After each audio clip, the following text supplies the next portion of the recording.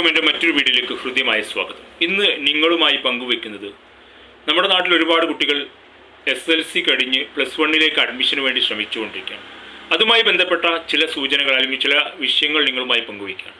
+1 admission എന്ന് പറയുന്നത് പല വിഷയങ്ങളും സയൻസ് എടുത്തു കഴിഞ്ഞാൽ ഏത് മേഖലയിലേക്കും തിരിയാം, കൊമേഴ്സ് എടുത്തു കഴിഞ്ഞാൽ ബിസിനസ് പരമായ ഒരു ലോകത്തേക്ക് തിരിയാൻ പറ്റുന്ന ഒരു കോഴ്സാണ്. ഹ്യൂമാനിറ്റീസ് എടുത്തു കഴിഞ്ഞാൽ ഒരുപാട് അധ്യാപക മേഖലയിൽ മറ്റുള്ള മനഃശാസ്ത്രപരമായ കൗൺസിലിംഗ് പോലെയുള്ള മേഖലകളിലേക്ക് അങ്ങനെയുള്ള പല കാര്യങ്ങൾക്കും ഒരു വഴികാട്ടിയായിട്ടുള്ള ഒരു സബ്ജക്റ്റാണ് ഹ്യൂമാനിറ്റീസ്.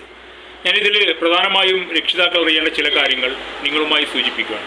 ഈ വരുന്ന മെയ് 16 മുതൽ 25 വരെയാണ് +1 അഡ്മിഷനുള്ള അപേക്ഷ ക്ഷണിക്കുന്നത്. ഇതിൽ നമ്മൾ അറിയേണ്ടത് ഹയർ സെക്കൻഡറിയിൽ ഒരുപാട് വിഭാഗമുണ്ട്. VHSC ഉണ്ട്, ടെക്നിക്കൽ ഹയർ സെക്കൻഡറി ഉണ്ട്, അതുപോലെ ജനറൽ ഹയർ സെക്കൻഡറി ഉണ്ട്.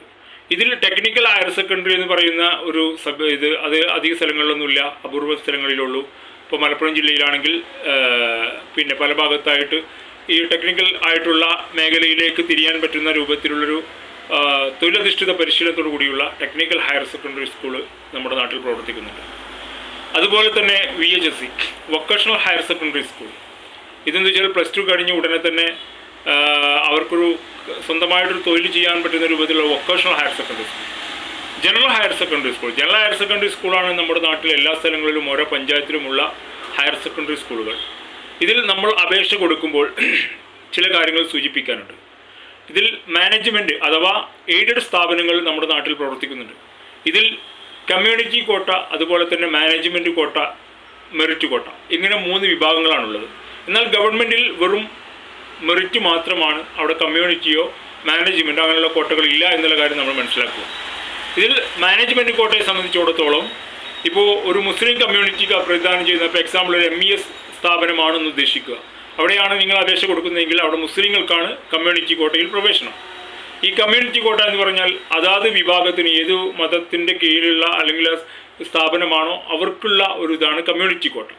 ഇതിപ്പോൾ NSS പോലെയുള്ള സ്ഥാപനങ്ങൾ നടത്തുന്ന ഹയർ സെക്കൻഡറി സ്കൂളുകളാണെങ്കിൽ അവിടെ പിന്നെ ആ വിഭാഗത്തിനായിരിക്കും സംവരണം.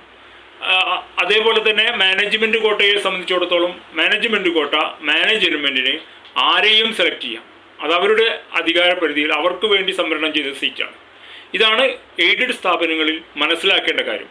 പിന്നെ അൺഎയ്ഡഡ് ആയിട്ടുള്ള ഹയർ സെക്കൻഡറി സ്കൂളിൽ അവിടുത്തെ പ്രത്യേകത എന്ന് വെച്ചാൽ അവിടെ എല്ലാ സീറ്റുകളും ഉണ്ടാവും, പക്ഷേ അവിടെ നമ്മൾ ഫീസ് കൊടുത്തിട്ടാണ് പഠിക്കേണ്ടത്. അതായത് മാസം ഒരു നിശ്ചിത ഫീസ് അവർ ഫിക്സ് ചെയ്തിട്ടുണ്ടാവും, ആ ഫീസ് നമ്മൾ അടക്കണം. ഇതാണ് ഹയർ സെക്കൻഡറിൻ്റെ ഒരു പ്രത്യേകത എന്നുള്ള കാര്യം നമ്മൾ മനസ്സിലാക്കണം. ആ രൂപത്തിൽ നിങ്ങൾ അപേക്ഷ കൊടുക്കണം. ഇതിൻ്റെ ഒരു ചെറിയ സൂചന മാത്രമാണ്, ഇത് വിശദമായിട്ട് പറയേണ്ടതുണ്ട്.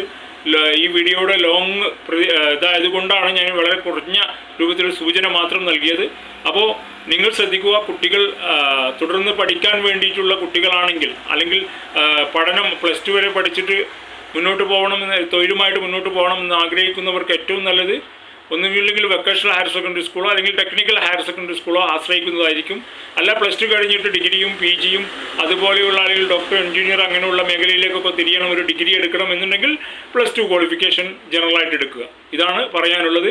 പിന്നെ ഓരോ വിഷയത്തിൻ്റെയും സാധ്യതകളെ കുറിച്ചുള്ള ഒരു വീഡിയോ അടുത്ത ഉടൻ തന്നെ നമുക്ക് പ്രതീക്ഷിക്കാവുന്നതാണ്. എന്തായാലും നിങ്ങൾ ശ്രദ്ധിക്കുക, ഈ വരുന്ന 16 മുതലാണ് ഹയർ സെക്കൻഡറിക്ക് അപേക്ഷ കൊടുക്കേണ്ടത്. കേരള ഗവൺമെൻറ്റിൻ്റെ കീഴിലുള്ള മുഴുവൻ ഹയർ സെക്കൻഡറി സ്കൂളിലേക്കും അപേക്ഷ കൊടുക്കേണ്ട സമയമാണ്. അത് 25 വരെയാണ്, ഒരുപക്ഷെ നീട്ടിയേക്കാം. എന്തായാലും നിങ്ങൾ ശ്രദ്ധിക്കുക. അതേപോലെ തന്നെ ഒരു വിഭാഗത്തിൻ്റെ സ്പോർട്സ് കോട്ട എന്ന് പറയുന്ന ഒരു സംവിധാനം കൂടിയുണ്ട്. സ്പോർട്സ് കോട്ടയിൽ കായിക മേഖലയിൽ, വിവിധ മേഖലയിൽ പ്രാവീണ്യം തെളിയിച്ച് പങ്കെടുത്തവർക്ക് സംവരണം ചെയ്തതാണ്. അതും കൂടി മനസ്സിലാക്കണം.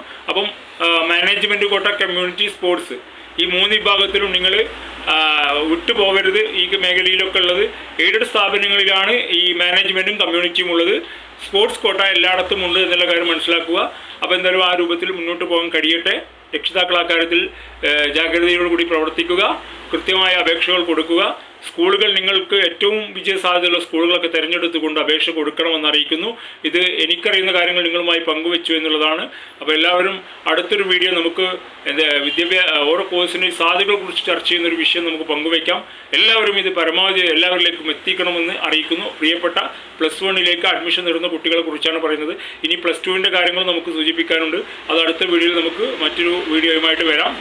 അപ്പോൾ എല്ലാവരും ഇത് ഷെയർ ചെയ്യണമെന്ന് അറിയിക്കുന്നു.